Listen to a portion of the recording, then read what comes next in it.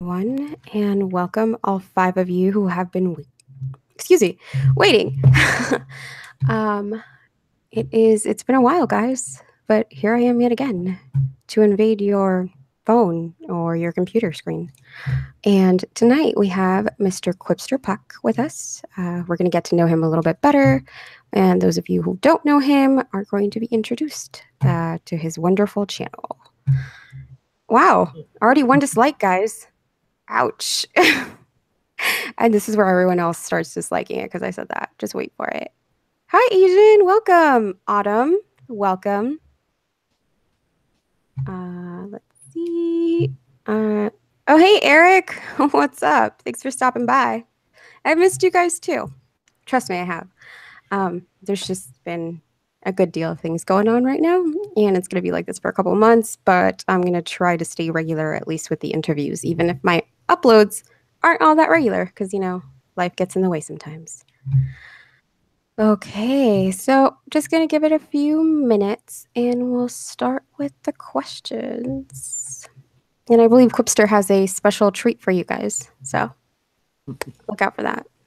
A big secret revealed. Hi, Ghost Mummy. Welcome. Axeman, what's up? Hello. Slam Chicken Alphabet Monorail. I don't get it. There's just random. Am I missing something here? Yeah, I was trying to figure out if it spelled something, but it. Oh, okay. A scam. Why are you spelling out scam? What's a scam? Reality? Because I totally agree. Hi, Michael. Yeah, Michael, it's been a good minute. I mean, I actually haven't seen you in a few streams, and I actually haven't streamed in a while. See, I told you that the dislikes were just going to flood in. All two of them. Those words were supposed to fry your circuits from Axeman. Well, they clearly didn't, so nice try. I just got scam out of it. I bought this information on the black market. Well, the black market did you wrong, Axeman. You wasted your money. You truly did. All right, so I think we're going to get started with the interview. Sorry about that. So, Quipster, how, those of you that are not familiar, Quipster, can you tell us a little bit about the way you run your channel and the character and all of that? Well, I like to do sort of skits before each of my narrations where I take on the persona of Quipster Puck. And I have a couple I used to have one little helper. I now have two little helpers that are appearing on my channel from time to time. And something about my channel, the skits aren't exactly all random. I try to relate them to the stories, but there is a larger story forming through the skits from episode to episode. Oh, wow. See, I didn't know that, and I watch your channel already. I think I included it in the description that it's very Tales of the Crypt introduction. Like, I'm curious to know though, how did that idea come into being? Where did you? What made you want to start a channel and have a character that introduces your stories with a mask? Well, Tales from the Crypt was a huge influence on that, actually. I grew up watching Tales from the Crypt as a kid, and when about 11 years ago, I came up with the idea that I wanted to start a channel doing something like that. It wasn't, back then, of course, it wasn't anything near what it is right now, what I was thinking of. But I'd gotten that idea after just watching a rerun of Tales from the Crypt. And then a few years ago, I saw Mr. Creepypasta at a convention. And that's how I first found out about creepypastas. So that kind of actually tied in with the original idea of what I was wanting to do. And from there, I've been just trying to form it over the years in my mind before I could launch it. That's awesome that you had an in-person introduction to, this whole genre on YouTube. I feel like most people just, find it just browsing through YouTube, but you actually found the person before you found this. That's pretty awesome. Did Yeah, you have um did you have an idea in mind as far as your mask before you chose it, or did you just find it randomly? How did that work out? originally, the mask that I was going to wear is the one that my little helper wears. It was going to be Oh, that kind of a plague doctor mask. But gotcha. right, probably after I filmed my first episode, it was kind of a teaser. It was called "It's Coming." One of my friends was just looking up masks and saw the mask that I had been wearing throughout most of my videos. And so I when I saw it, I fell in love with it and ordered it, had it customized. Gotcha. Okay. What is the origin of your name? Because that's just as creative as your mask. Well, I like to pull a lot of my stuff from mythology. Uh-huh. And one character that I always liked was Puck. I kind of started liking Puck from, funny as it sounds, Disney Gargoyles. Oh, I remember that. I remember that cartoon. Yeah. But I I was looking up Puck and I kind of saw that, hey, this is a character that there's a lot of lore on, but at the same time, nobody really knows throughout any of it what he really is. So there's a lot of wiggle room in there for me to do Yeah. whatever I want. Yeah, definitely lots of room for creativity since it's not defined. That's awesome. And then as far as Quipster, I was trying to think of a name that was of similar meaning as trickster because Puck is a huge trickster. That's the one constant through all of the mythology. Gotcha. Okay. I'm actually not familiar with Puck's story, so would you be able to summarize for us Some as of it. far as mythology? Oh, well, as far as mythology, Yeah. sure. Basically, some people say that he's a imp, some say he's a fairy, some say he's a demon, some say he's Satan himself. Oh, okay. Um, uh, Nobody really seems to know. He's made several appearances throughout the centuries. Contrary to popular belief, Shakespeare was not the first appearance of Puck. Shakespeare took the story of Puck and kind of changed it up to what he was wanting for his story. Or Gotcha. Okay, I see what you mean now by there's lots of wiggle room to define what Puck yeah, is then. Got it. How did you come up with the logo? Because you have, like you said, you have a lot of room for creativity as far as the character, even though it is founded in mythology. So how did you come up with your current avatar? well, I was trying to come up with originally I was trying to come up with a creative way of writing out Quipster Puck. And so I was sitting there, I was looking at my mask, and I thought, it'd be cool if the logo could be a Q, if it could actually be a kind of a demon character, and the tongue would form the leg of the Q. And so I contacted Reaper's Horrors, and I was talking to him about it, and he offered to sketch me up a drawing, and he took what I told him and he brought it to life. And here we are Yeah.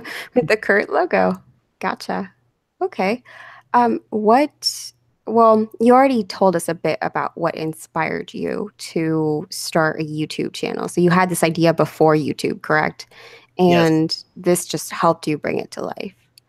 Yes, for sure. Do you have a process to prepare for recording? Um, my process basically is I find a story that I like. I contact the author, get permission, or I write a story. And then I take, based on that story, I try to think of a basic way of tying my character into introducing the story in some way. I don't like to write out a script or anything like that because I find that it tends to be a lot more natural to me if I can just get up in front of the camera and just start talking, trying to do what I do and see what comes out. Sometimes it happens, sometimes it works in about 5 takes. Sometimes I'll do 20 takes for a video. Oh, wow. Wow. Well, at least you know you like to keep it natural, I guess, but that's a lot for one video. You're definitely dedicated. What is something you wish to improve upon when it comes to your channel? uh, one thing would definitely be I'd like to be releasing more content faster. Uh, as is, I had been releasing about 2 episodes a month, unless there was a holiday, which then I would release an extra episode on the holiday. Mm-hmm. Um, I part of that was due to some issues with a contract that I've now gotten myself out of having to worry about that. So I'm right now I'm working on trying to speed up the process and make it so I can release content faster. Hopefully, I can get to where it's once a week. If not, then at least a few times a month. Yeah, definitely. Being consistent seems to be key here on YouTube. They seem to reward your consistency. Um, so hopefully you get to do that sooner rather than later. Do you have a favorite video that you've narrated? Hmm. That's kind of a tough one. I'm kind of partial to the my Christmas special because that's one that I wrote. But honestly, it, that's the only reason is because I wrote it. I mean, all of the ones that I've done, I I narrated them because I absolutely loved the stories. Some Mm-hmm. of them may be old stories, but if I love the story, I'm gonna do my best to be able to try to narrate it if I can get permission. I see. Can you tell us a little bit about your Christmas special? Yeah, it was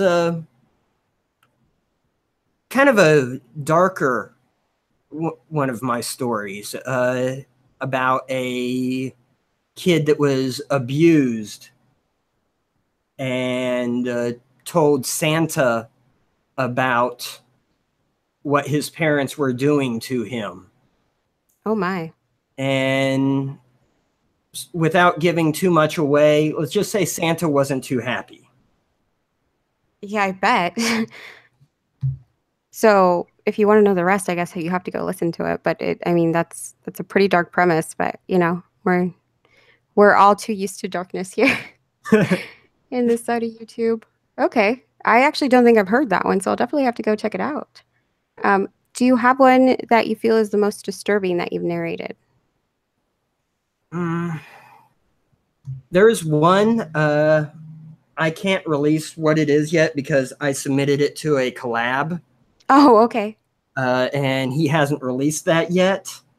But it is one about a guy that basically kills his entire family.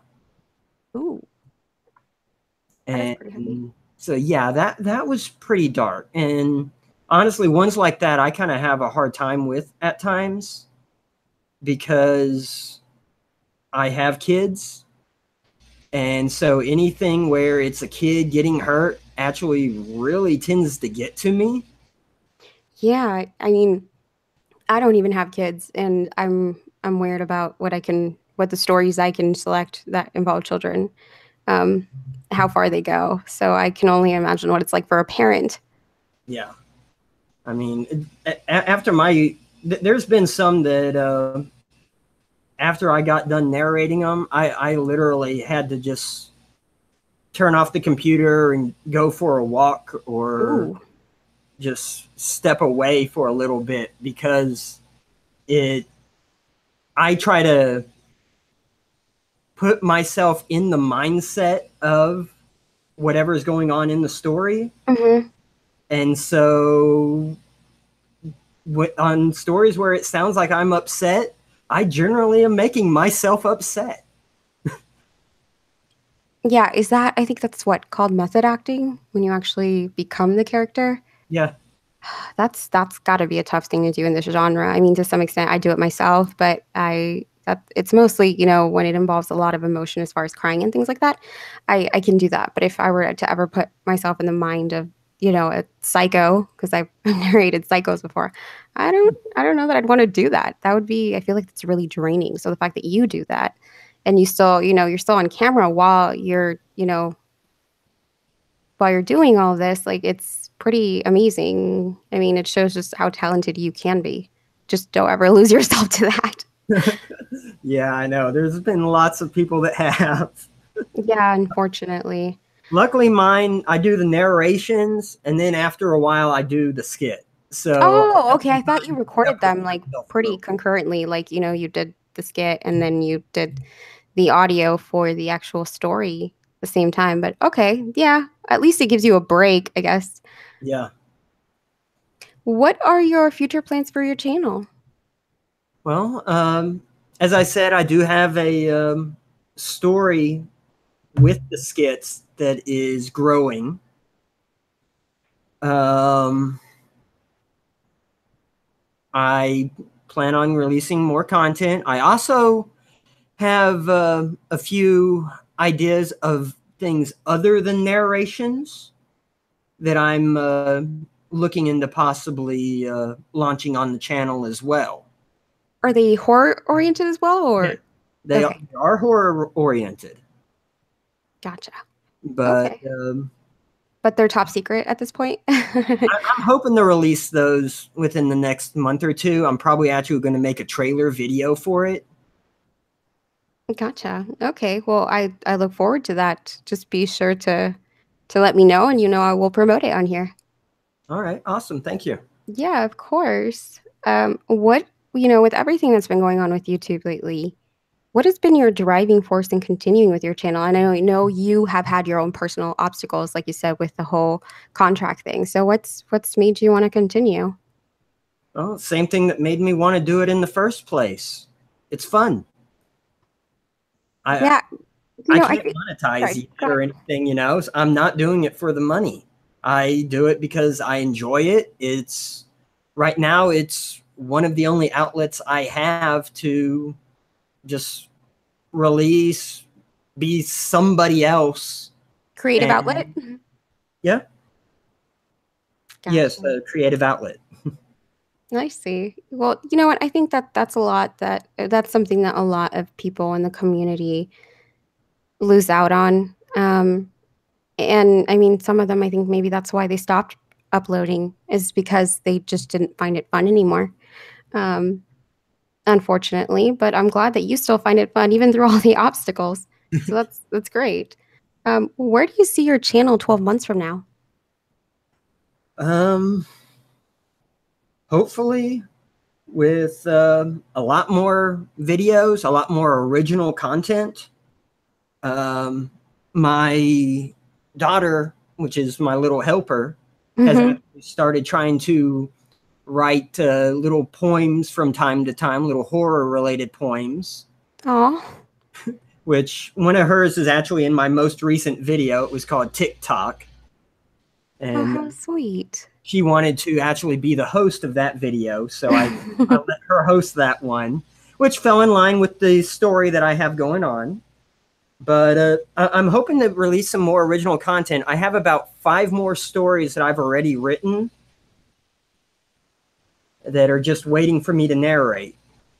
Awesome. It's nice when you can build up, a log of things that you already know you're gonna narrate, and then you can just sit down and have to, just record them all at once. It makes it a lot easier. Yes, and that's one thing I did before I even started the channel is I contacted a bunch of authors and got permission to narrate about 20 some stories before I even started the channel. Oh, wow. See, that's smart. I feel like we should all think of that before we start this, but we don't. But yeah, I think having a log of stories that you're going to read is definitely a smart thing to do long term and even before you officially start your channel. So, wow, you started off on the right foot. You really thought about this. Well, I started planning it 11 years ago, so So you've had quite some time. yes. Gotcha. If you could meet any two narrators from the community, who would they be and why? Um, Honestly, it's hard to narrow it down to two. I mean, I'd have to say one would probably be my friend Ghost Mummy because I mean she supported me from the very beginning. She was one of my first subs. Oh, I see. I mean, I was on VidMe and we had started talking back on VidMe, and so it'd be cool to be able to meet her. Gotcha. Um, from there, Ghost Mummy is yaying in the chat. I mean, there's so many others. I mean, I'd love to meet Raggedy Anzie. I'd love to meet Swamp Dweller. I'd love to meet Reaper's Horrors, Nightmare Files. I mean, there's so many other great people in the community that I would love to meet. Yeah, there definitely are, especially the ones who have stuck around. I feel like, I mean, I wish there was just a big just get together of all the narrators and, just That would be cool. party up. Okay. So, is there anything you want to share with your fans that you really want them to know about your channel or potential subs? Well, as you've probably heard, mine is not the typical just pure narration. I like to do skits before and after. Sometimes I'll even add a skit after the credits at the end of the video. I also I do realize that some people don't want to watch skits, and I understand that. So I have created a separate pure narration channel for those people that don't want to deal with watching the skits. They can just go and watch the narration. I'm gonna chime in on that one. So I actually am also sub to that channel, and for me, because I know when you do the skits, you do kind of, I mean, you have to be watching to know what's going on. And I usually listen without being able to watch because it's something I listen to like in the background of doing a million other things. So I found that to be incredibly convenient. I was actually going to ask you at some point if could come up with a playlist that was just the narrations. But and then like I literally was just talking to someone about that, and then you came out with the second channel. I was like, this is perfect. Are you concerned at all that that might somehow divide your viewership? I know you're not in it for the money, like you said, and this is your creative outlet. But as far as sub number, are you not concerned that it might divide your sub number, or something like that? I am a bit. I mean, that's why I originally had both on the same channel, but it was brought to my attention that releasing two videos that are basically the same video, just one with a skit and one without, was kind of spammy to some of the subs. So I figured it makes it easier for the viewers. So that's what I did. Gotcha. Yeah. And See, actually, I Swamp Dweller suggested that I do that. He's the one that Oh, brought that to my attention and suggested the separate channel. gotcha. See, I wouldn't think of it as spammy, but I would think that it does divide your watch time, which we know with YouTube, it's all about the watch time and the sub numbers and all that. But as long as you're having fun, that's all that matters, right? Yeah. Okay. So for my last question, do you have a face reveal planned anytime soon? Hmm. Well, Yeah, let's. I know that's a really difficult question for many to answer. It's very sensitive. How's this for a face? Oh, snap. We get a face reveal. I was not expecting that, guys. Well, at least now you know what he looks like. Margbot exclusive. What do you mean this isn't my face? I couldn't fake these good looks. I mean, look at these horns.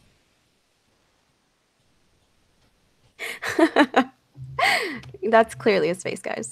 Obviously. I mean, yeah, there's no denying it. How can you make that up? As far as releasing my host body's face, nah, I don't think so. No host body. Okay, we will never know what the host body originally looked like, I guess, guys. Yes, Asian.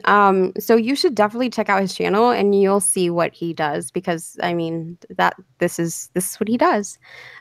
So he keeps it pretty authentic, I think, which is something I appreciated out of his channel. And it's when I ran into it, it was definitely something that I had not seen in the community. So right away, and I think I put that in the description actually. Right away when I found his channel, I said I need to interview him because he brings something new. He seems like he enjoys what he does, obviously. Um, so I think he was brand new though at the time. So I was like, I need to see if he sticks around because unfortunately too many people don't stick around. Um, but yeah, he's definitely stuck around, and I know of some of his issues as far as like the contract involving his channel and appearances. So I understood why he wasn't like as regular sometimes. But yeah, he's definitely dedicated to his channel, so please check him out. Thank you very much. Okay, guys. I think that about wraps it up for the interview. Cripster, is there anything else you wanted to share? Well, just thank you very much for having me on here. I enjoyed it. Thank you so much for agreeing. I really appreciate it. I know that I've been out of the scene for a minute here, but it doesn't mean that I stop watching people's channels, and it doesn't mean that I don't want to continue interviewing. So thank you so much for granting me this interview, Quipster, and I look forward to seeing what else you bring to the table. All right, sounds good. Thank you. All right. Okay. So now that the interview is over, Quipster, you're welcome to hang out for a little bit here. I just like to have like an official closing, I guess, and then I ramble on for another, I don't know, 30 minutes or something. But yeah, feel free to stick around. But so a few things I wanted to address. Obviously, I have been gone for a while, and I kind of touched upon this at the beginning of the interview. But it's gonna be a little bit hit and miss as far as my regular uploads or of this actual stories narrations for a couple months here, just because there's a transition happening in the background of my life right now. Um, so until that's fully taken care of, I'm sorry. This is what I can do, guys. Ghost Mummy says that was fun and quips. You are a talented and genuine person. Pleasure knowing you. Oh, sorry that I forgot. I'm sorry. See, it's been a while, guys. Do you guys have any questions for Quipster? Please feel free to post them in the chat as I ramble on. Empoleon, thank you so much. He said, "Hi, Margbot. Your content is phenomenal as always. Sending you positive vibes." Thank you, Empoleon. It's very much appreciated. You're always too kind. Anyhow, so that was one thing I addressed. Another thing, there's been a lot going on in the horror genre on YouTube. In case you guys haven't noticed, there's many channels that don't seem to be uploading any longer. And I mean, I know that I'm not very regular, but there are definitely a good number of channels that have not uploaded in 2, 3, 4 months, and it's sad. It's sad, but YouTube is definitely not helping with its behavior towards this genre. Um, few things that I wanted to bring up. And so I know you guys, if you've been tuning into my interviews for a while, know that I usually ask people, what are you going to do with your 100,000 subscriber plaque, the silver one? Um, Quipster, did you notice that was missing? Yeah, I did. So I kind of don't want to ask that anymore. And the reason being is I don't know if you guys are familiar with Fright Night's channel. He does a wonderful job with all the stories and that he presents, but he actually got a notification stating that he would not be getting his plaque at 100,000. That I guess his channel didn't meet the guidelines or requirements. I forget which one, but I mean, I didn't realize this was subjective. And if his channel doesn't meet the guidelines, why? There's no explanation given. And that's the problem that I feel YouTube really has going on right now is it's all bots. Apparently not even channels that are 100,000 deserve a person to talk to. Um, Along with that, Nature's Temper, who you guys know I've already interviewed, he's actually my favorite creepypasta narrator. He had a situation where he couldn't get a hold of a person. He had 3 strikes on his record. He was about to get shut down any minute. He tried being proactive about it and reaching out to YouTube. Nobody was responding to him. He was just getting pretty much almost automated responses. Um, and I think at one point he had to start guessing which videos were the ones that got him in trouble. Um, and then I think like a day or two before his channel was officially shut down, I guess somebody decided to take off a strike, or maybe YouTube actually finally went through it after everybody tweeted at YouTube. But yeah, there's no real help, unfortunately, for the narrators, even if you're at 100K. So I'm wondering what the cutoff is for them to actually pay attention to you. Um, and that brings me to the next issue, which is pretty fresh. A good buddy of mine, Southern Cannibal, and if you've been watching my channel for a long time, you know that he was a regular when I first started the interviews. He recently got demonetized, and he's somewhere between 40 and 50,000 subscribers. Just, they just decided to message him and say, hey, your channel is no longer eligible. Um, which kind of confounds me because I feel like, they are making money off of these 100,000 channels and even the 50,000 channels. So what's going on here? Is that money not enough that they're making, that they just don't care and they just rather chop heads? I know that the company is obviously a very wealthy corporation, but there's just nobody to turn to. You get automated messages. That's pretty much about it. It's pretty disheartening, and I'm sorry to bring such gloom and doom to the stream, but yeah, that what I'm trying to get at is you guys, if you love the channels you watch and you love the narrators, please try and support them, even if it's not with money, but just try and support them outside of YouTube, whether it be on Twitter or Facebook or whatever medium it is. Just please try and support them, even with just sharing their videos. And if you can support them monetarily, then great. Most of them have Patreons. Um, I sincerely feel that YouTube is not a platform that you can live off of anymore. I feel like if at this point you don't have an established channel already, and maybe even them, but if you don't have an established channel already, I feel like it's almost a pipe dream to try and make a living off of this.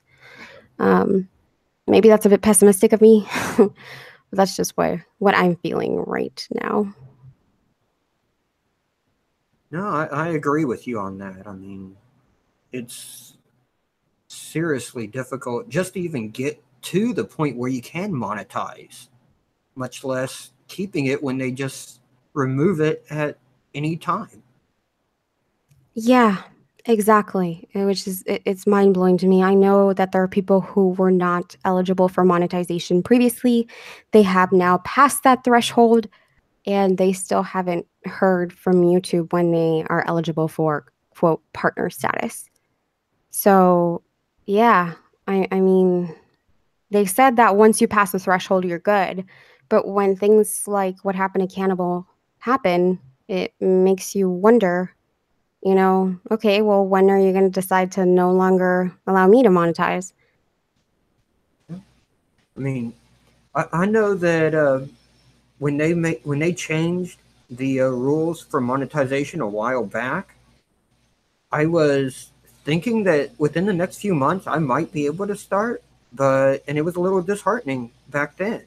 But I can't even imagine if you've been doing it, you've been working your tail off for this, and then they just suddenly say, "Oh, sorry, no." I mean, that's like going to work and your boss telling you, "Oh, well, you've been doing a good job, but you know what? I'm not going to pay you anymore."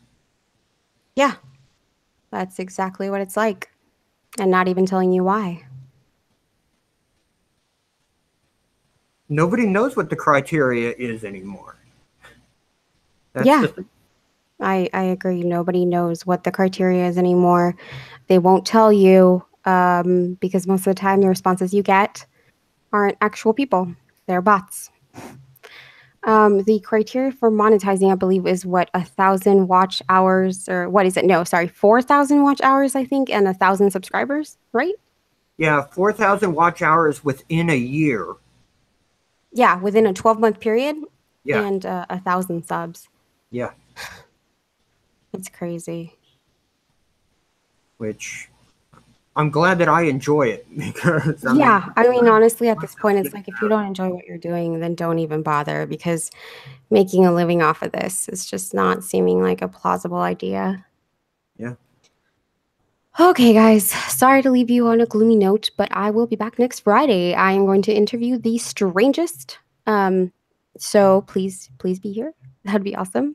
And thank you to everybody who showed up, even though I've been gone for a while. Thank you so much. And I will catch you next Friday.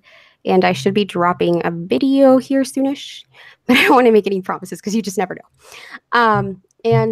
Yeah, hearts to all of you. Have a lovely weekend. And if you are celebrating Father's Day or you are a father, Puck, you are a father, then, happy Father's Day. All Thank right, you. guys. Ciao, Margbot ciao for now. out.